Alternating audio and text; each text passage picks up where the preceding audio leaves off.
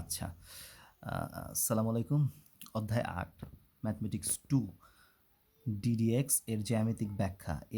এই অধ্যায় অনেক কমন, অতি সংক্ষিপ্ত আছে। এই অধ্যায় টোটাল অতি সংক্ষিপ্ত দিছি আমি ৬টা।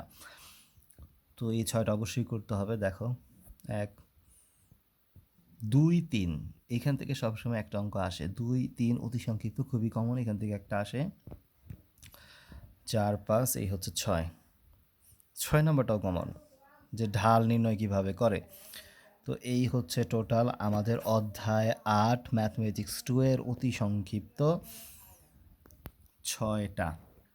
তো আশা করি ৬টা করে ফেলবা সবাই।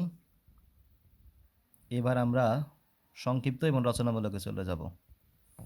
এই অধ্যায় থেকে সংক্ষিপ্ত দেওয়া হয়েছে টোটাল 3টা।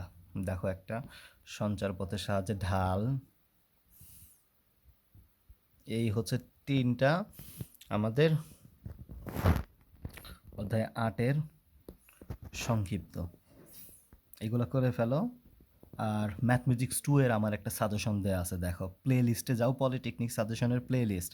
সেই প্লে লিস্টে গেলে ম্যাথমেটিক্স 2 এর কিছু অঙ্ক করা আছে কমন, আবার ম্যাথমেটিক্স 2 এর মডেল টেস্ট দেওয়া আছে, ম্যাথমেটিক্স 2 এর সাজেশন দেওয়া আছে। এবং ম্যাথমেটিক্স 2 এর যে সাজেশন, সেটা অল টাইম কমন, যে কোনো পরীক্ষা রেফার্ড হোক আর হচ্ছে জেনারেল স্টুডেন্টের যে কোনো পরীক্ষার জন্যই সেটা কমন। আশা করি করে যাও, সব কিছুই কমন পাবে ইনশাল্লাহ।